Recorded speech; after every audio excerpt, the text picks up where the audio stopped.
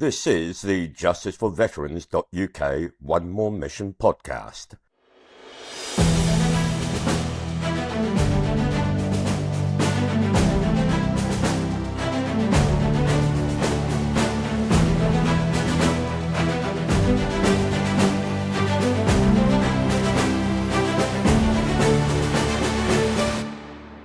Hi, I'm Terry Woods. I'm X2 Para, and I'm one of the people that, along with Simon Barry, that got a passion for Northern Ireland. And I'm Simon Barry, and I have the same. Basically, we both feel that we need to ensure that what is being done in terms of the legacy is being done properly, fairly, and with the interests of veterans high on the list.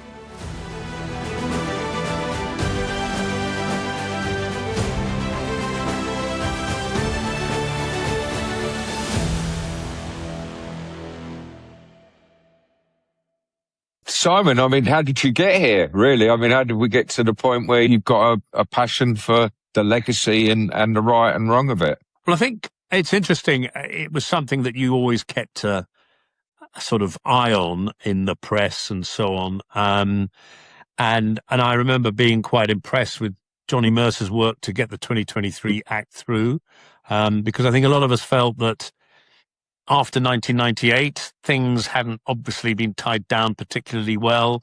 People were walking free who we just knew were guilty as hell, and guilty of the sort of misery that they inflicted onto so many people in those communities and so on. And we felt that, A, we'd done the right thing, B, we'd done it the right way, and now people were trying to traduce what we'd got, what we had done, and rewrite history. And, you know, there was a lot of chit-chat about it. And then, interestingly, I bumped into George Sim back in 18 months ago, and he's leading the SAS association piece on this, along with some other very notable people. And we've known each other for a long time. We had a chat, and he said, "Come on, we need the Maroon Machine to step up to the plate."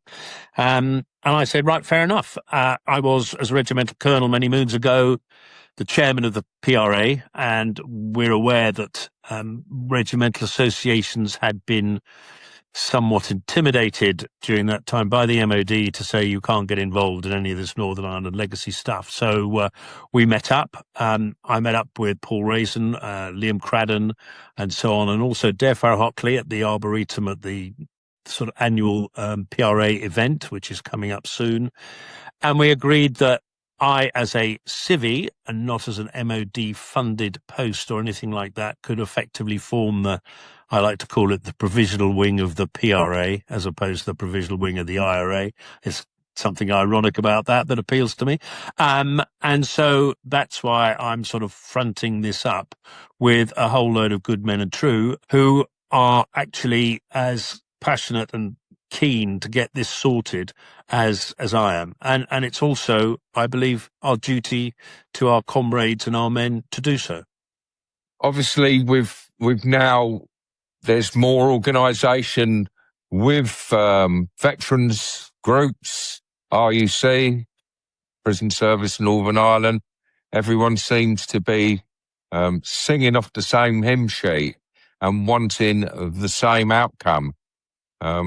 How do you think that the whole political thing has gathered storm, and how the regimental associations have come together?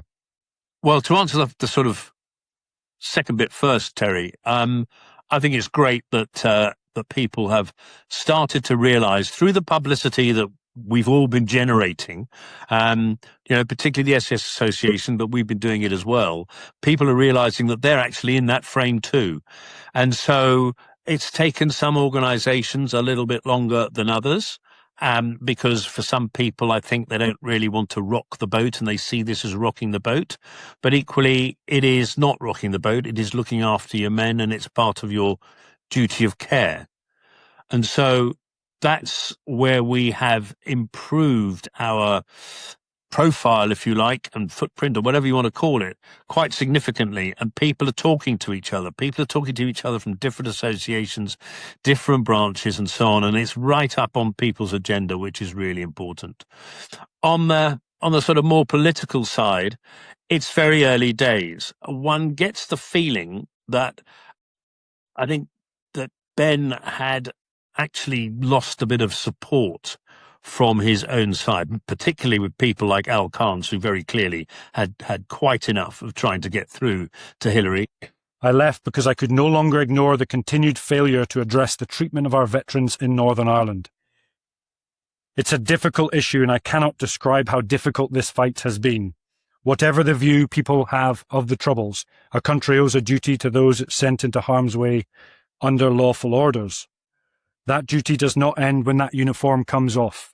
This, I think, became Hilary Benn's defining position, and unfortunately, as his position went, he went with it.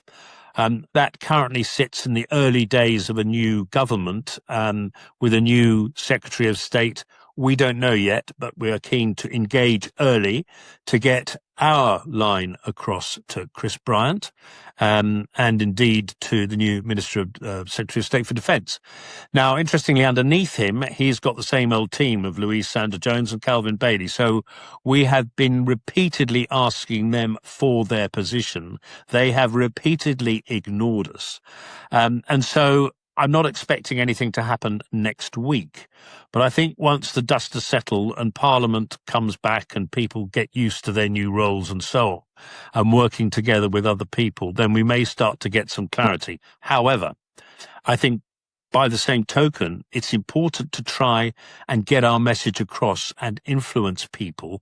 This is the go see your MP thing before then, so that when these people come back to work in September, they have already got our point of view. The best way of getting this across to an MP at a constituency surgery is going in there, sitting down like a civilized person and saying, this is what it was like. This is what you really need to know. I'm a constituent of yours, and I expect you to stand up and be counted on my behalf. And that, I think, will set the scene very well for Parliament's return. And we need to pick this ball up and run with it between now and then so that we've got a few scores in there with luck. And that is what we are planning to do, as you know.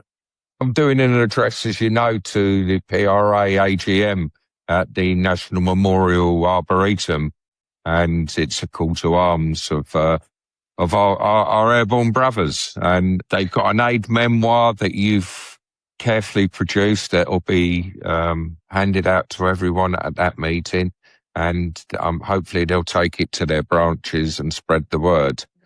It's us today and them tomorrow as well. Other groups, other veterans groups are realising if there is a law passed somewhere along the line, it's gonna rear its ugly head and come and bite them too. Yeah, I mean, the whole legal thing, as we've seen from Bob Parr's excellent paper, is a complete mess. And it's a mess that has been exploited by the likes of Hermer and to an extent Starmer, Shiner and all that gang. They've exploited it rather than try to fix it. And who is who picks up the pieces? Who's in the crosshairs all the time? It's Tommy Atkins. And, it comes back to duty of care. They think it's very clever to persecute and prosecute soldiers on almost no basis at all, because the inconsistency of the various laws that may or may not apply allows them to play fast and loose. And so if there had been anything decent about Hermer, he should really have approached that and sorted that mess out. It is something that is urgently required because everybody has noticed that it's getting a more dangerous place. Europe, it's getting closer to the United Kingdom and the United Kingdom's interests. And therefore, it's not beyond the realms of possibility that Tommy Atkins and Tina Atkins these days and everybody else will have to go somewhere where they're going to have to, possibly employ lethal force, put their lives on the line for the interests of their country. Therefore, there is a moral responsibility on those that send them to ensure that they understand with total and utter clarity where they stand. because you can't suddenly try and work it out when there's something going bang behind you, or, the incoming crack of small arms fire is ruining your morning. By that time, it is too late. You need to know exactly what your rules of engagement are. The chiefs need to know what law underpins that, but Tommy Atkins, the patrol commanders and all that sort of stuff need something like a yellow card to say you can do this, you can't do that. Because you can't expect them to make a sort of judgment call when they're reacting to effective enemy fire. It is just immoral and wrong.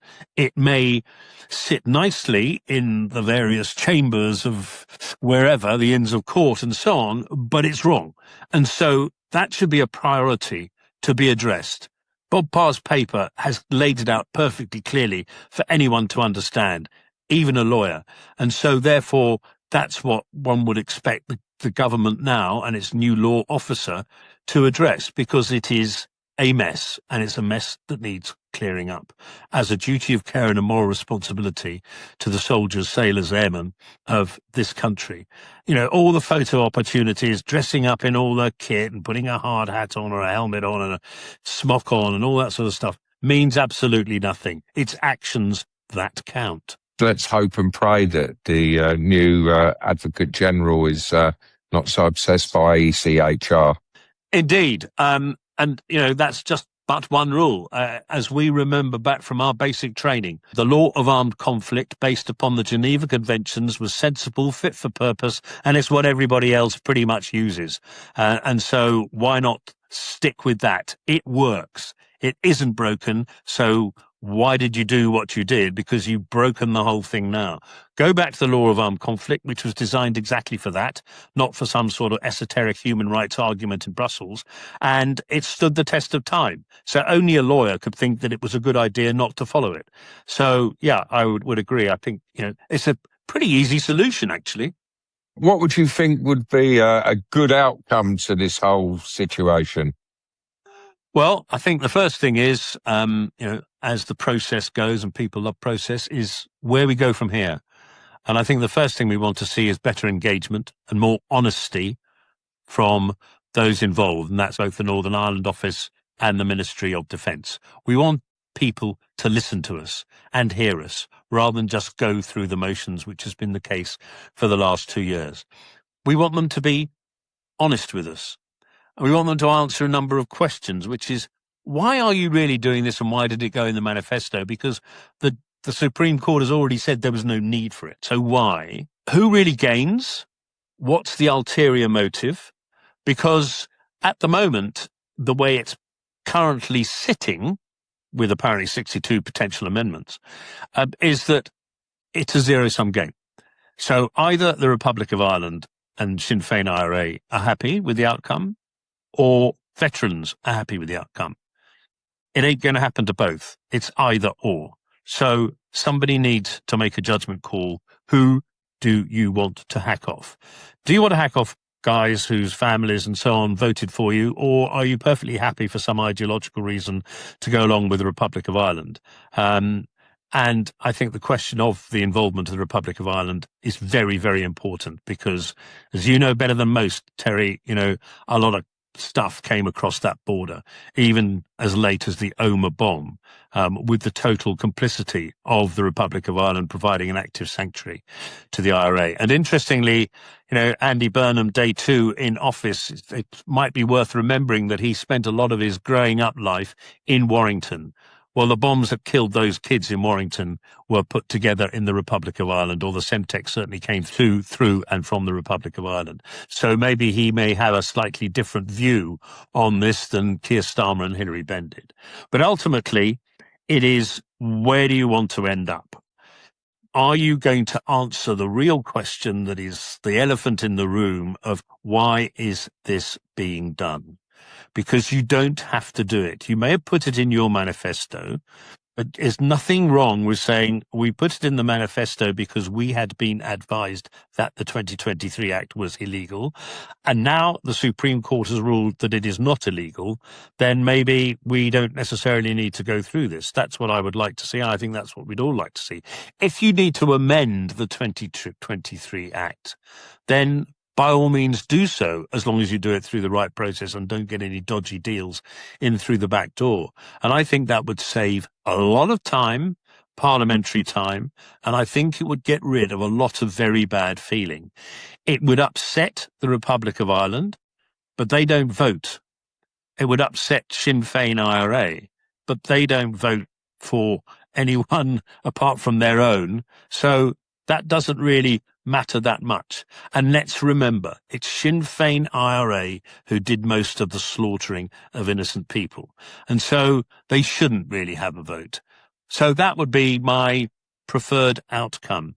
And an end to the lawfare, the legal gravy train, the waste of taxpayers' money going into some law firms in Northern Ireland who make a whole load of money by exploiting grey areas and persecuting soldiers with absolutely zero basis most of the time, because most of those cases have been thrown out umpteen times and it's wrong to keep pursuing them. So yeah, that would be my simple Simon simplistic solution, Terry. And the important point is these law firms as well. It's the finance they're getting is from the taxpayer through the legal aid system, and people that are living in substandard homes with mould and damp. There's no legal aid fund available to them in Northern Ireland because it's tied up suing the British government. With the British government paying to sue itself. Yeah. It doesn't get much crazier than that, does it? No. Okay, Terry, just tell us a little bit about, why you ended up in the Parachute Regiment and finding yourself running around Ballykinler being trained to operate in Northern Ireland in the first place. My life changed on August the 27th, 1979. My brother had joined the army in 1976 as a junior para. He then passed through depot in 77 and went to Berlin with 2 para until 1979. 3 weeks into the 20-month tour of Ballykinler, Warrenpoint happened and he got evaporated in the first bomb. He was driving the truck. He was 2 para motor transport platoon. And, nothing left of him. He was just 19. So I changed my life. I decided to join the regiment, not to go to university and study music and history. And don't regret it, really. It opened a whole new world to me. I ended up, went through depot to Ballykinler, straight to 2 para, and finished off the end of that 20-month tour. Came home in April 1981 from Northern Ireland. So how did it feel for you as a young guy, straight out of depot, going to Northern Ireland and then having to train again and get launched out into, most of the time, Falkhill, South Armagh and places like that? What was your feeling when you went on that first patrol? Well, we had a 3-week training period at Ballykinler, doing a NERT to Northern Ireland reinforcements training. And that was full on. It was a full on day every day. We were learning about, soldiering in this environment. First patrol for me was in South Armagh. I was scared out of my life. I was, from what we'd learned, everything was a possible ambush or IED. I was over-processing everything when a lot of the guys around me were pretty relaxed, actually, considering we were in bandit country. How do you react to the sort of propaganda that comes out of Sinn Féin IRA saying that we as soldiers, and particularly the Parachute Regiment, were indisciplined thugs who were just trigger-happy idiots and so on? What would be your counter to that?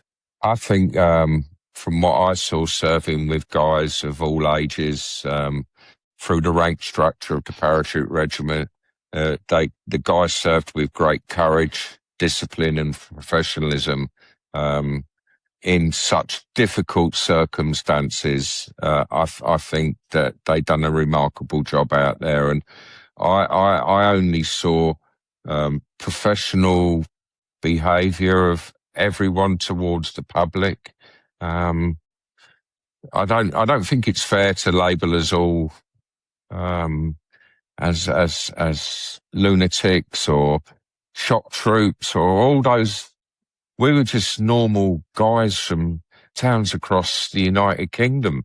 Some of us were even Irish. So, to say that was is quite wrong, really.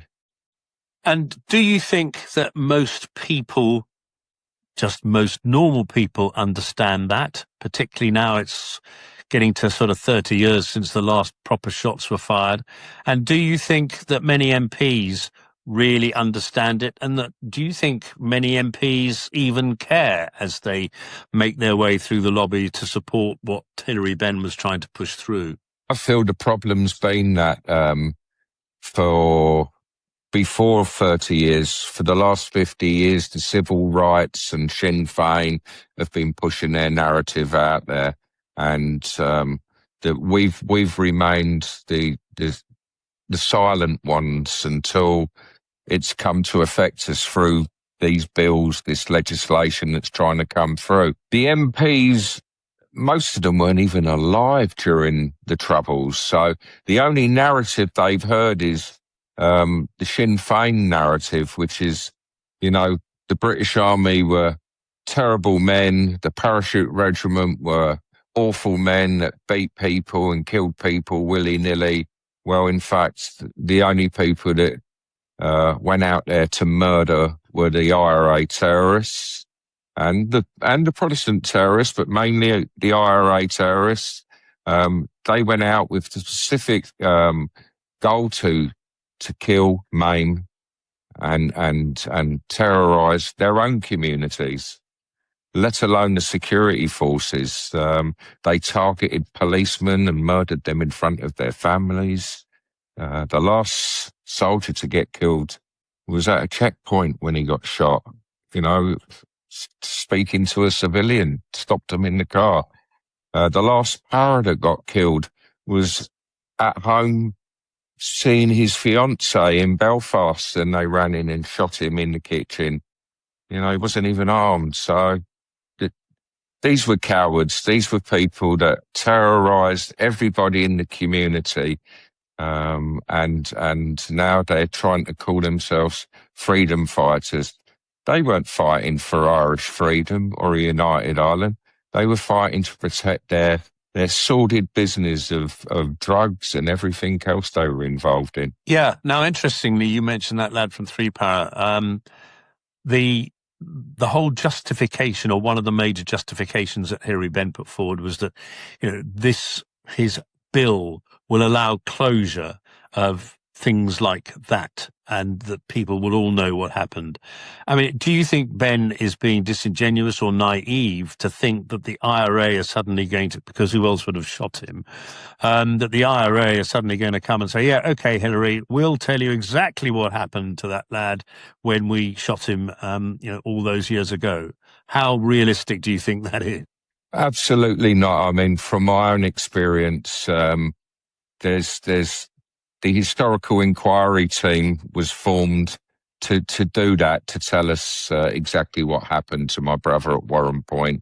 When they got very close to releasing their dossier on Warrenpoint, they got disbanded. So we never got to see it.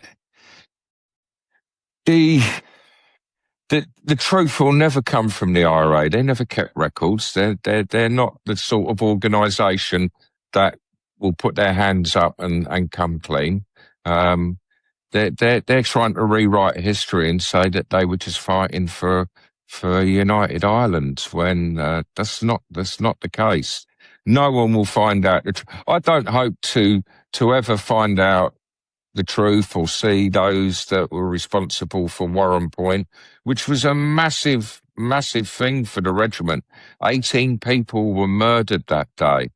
They weren't in combat. They were driving along the road from Ballykinler to Newry. The highest rank, there was a colonel killed there. And the only way they could identify that colonel was through his epaulette. They didn't find anything of him. It's sad that the IRA can twist that narrative to we were the good guys and the British Army were bad men that occupied our country. No, that country's part of the United Kingdom. We were there to stand in between, really, and we were out patrolling, hoping to disturb their nasty business of being terrorists. And in a lot of the cases, I know in South Omar, they weren't seeing most of the time that we were out patrolling because we were actively busy on the ground, and that kept the place quiet, that stopped people being murdered, and that stopped soldiers losing their lives. No, absolutely. And that's, it's a long time ago. It's 50 years ago for me, but I remember it really well. And we worked bloody hard. And I think, we all had the same approach. Now, it's interestingly, just to observe that Warrenpoint, the initial investigation by the Gardaí in the south was, I would say, Mickey Mouse at best. And that is, again, something one needs to think about when the South is looking at marking its own homework on this under the terms of the Ben Bill. There's no justification for that at all. And then you can add the collusion of the Gardaí in the murder of the border superintendent, Harry Breen, and his number two a few years later. The collusion of the Garda in the murder by the IRA. That doesn't give you a lot of confidence in the Garda to investigate itself, does it? And then finally, the Omagh bomb, which is where, Jonathan Powell comes into play as the man who finally, in spite of trying to dress himself up as Machiavelli, finally became the ultimate appeaser and gave Gerry Adams and McGuinness pretty much all that they wanted in terms of amnesties, comfort letters, pardons, and so on, which is why we now are in this two-tier situation, which we haven't mentioned up to now, but it is very much a two-tier situation where the terrorists, who were the bad guys, have all these pardons and things put in place by someone I would suggest is a bit of an arch appeaser. And us, the police and everybody else who we were the good guys after all, are totally and utterly disadvantaged. And that was perfectly acceptable to the likes of Starmer, Hermo, and so on. And that is something that we would like to get an answer to. Do you want to comment on that little rant? Well, people forget that there was 250,000 British service personnel, men and women, served in Northern Ireland. And 99.9% of them never, ever fired a shot in anger. So, to make out that we were the bullies, the bad boys, the murderers, that's not so. I think if you look at the figures, the IRA, provisional IRA, actually killed more Catholics than anybody else in the province. And we're not even mentioning the kneecappings, the punishment beatings, people being sent to go and live in the mainland, as they called it, in England. They were banished. The families that were ruined and destroyed by the IRA, controlling their people as such. And then there's the disappeared, those that were murdered, their bodies never found. These people, some of the people we came across in Northern Ireland, they weren't just murderers, they were mass murderers. Some of them were responsible for tens of deaths, 50, 60 deaths, not one or two. So these people were awful, wild terrorists, and they shouldn't have been running around, and now they shouldn't be hailed as heroes of the Republic, because they're not heroes of anything. And when Martin McGuinness was when he passed, and in the newspaper they said he leaves a widow. Well, Martin McGuinness left hundreds of widows. At the end of the day, what we really want is a bit of honesty from this government, and to understand all the various arguments that we have put against them, against the Ben Bill, because at the end of the day, we don't believe that is actually necessary. There is another way of sorting this out, and the Johnny Mercer solution, the 2023 Act, is legal. It is lawful. It may help with some amendment, or some amendment may help.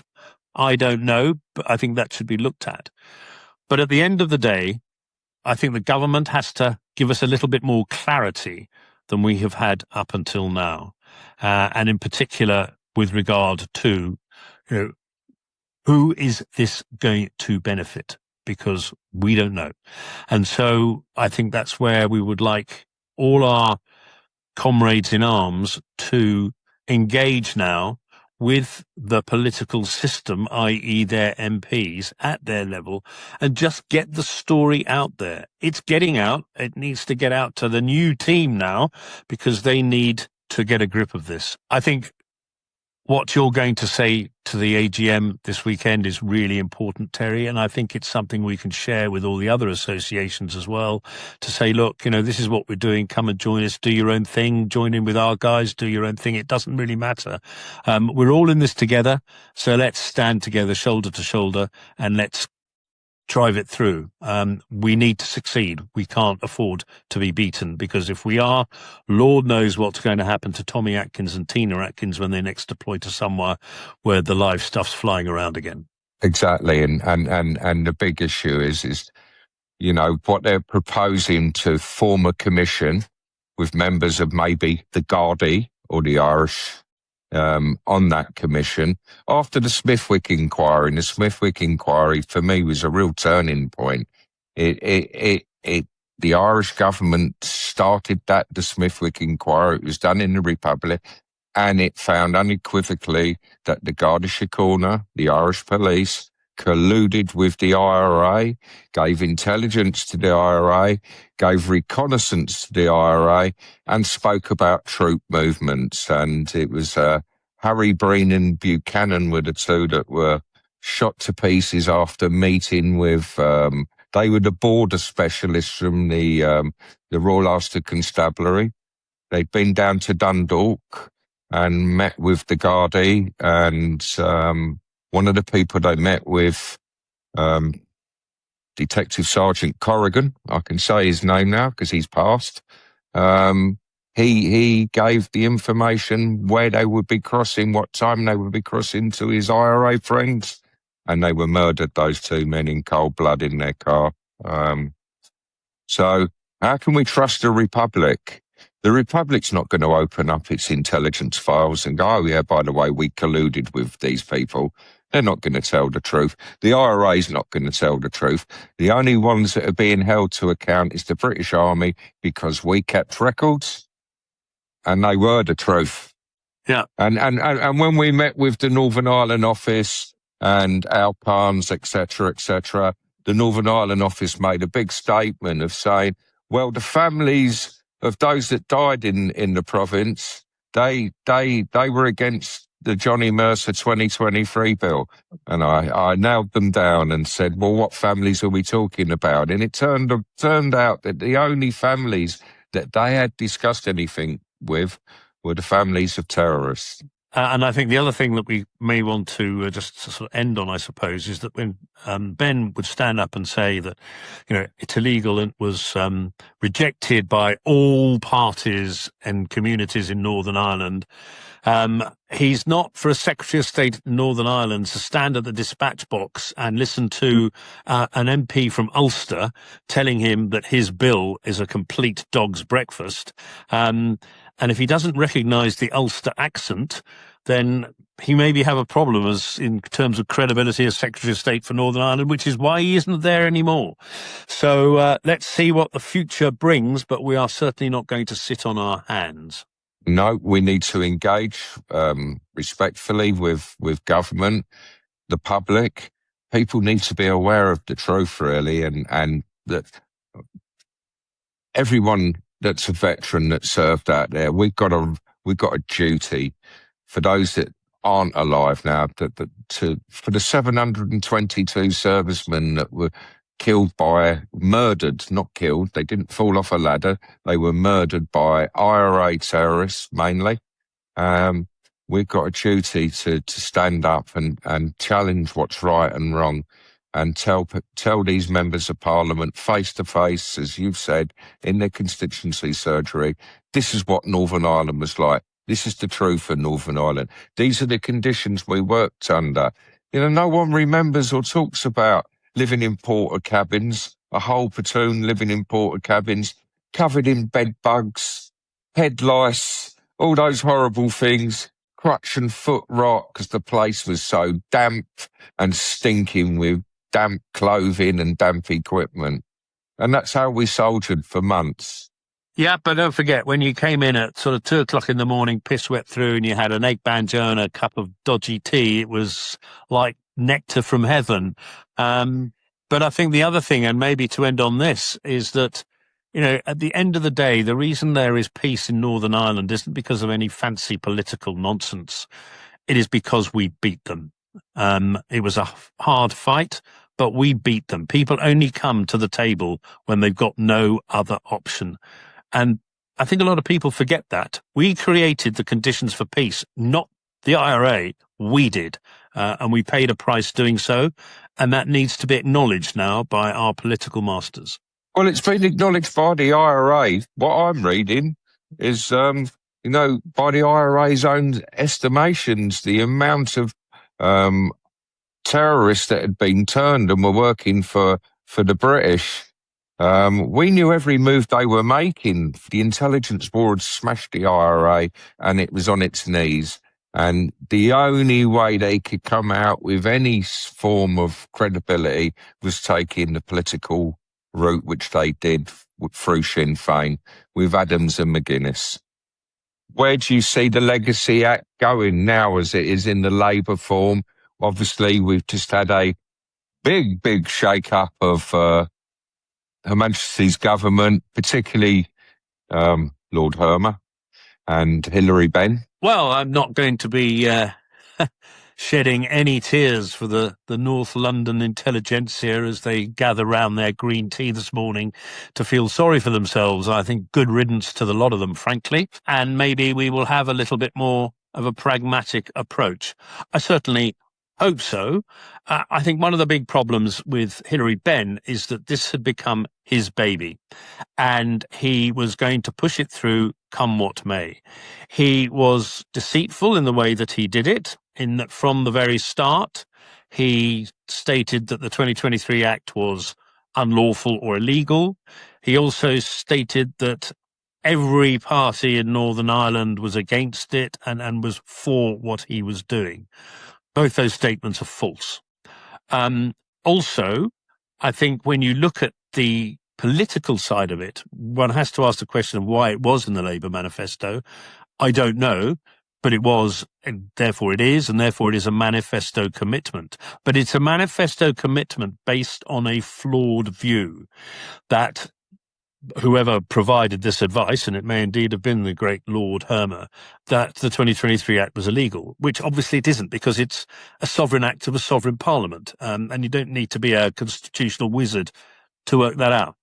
So Ben was driving this, and it took 2 years during which every government pronouncement carried on saying illegal, unlawful, until a judge in the Supreme Court a couple of months ago said, it is not illegal, it is not unlawful. There is no legal requirement for this bill. It is purely a political act. And so that throws us into more of a political arena than maybe we had intended to be. But it is a political act. We are in its crosshairs, of that we are in no doubt at all. And therefore, if fighting back to protect yourselves and those who you should be protecting is a political act, then so be it, but we didn't start it.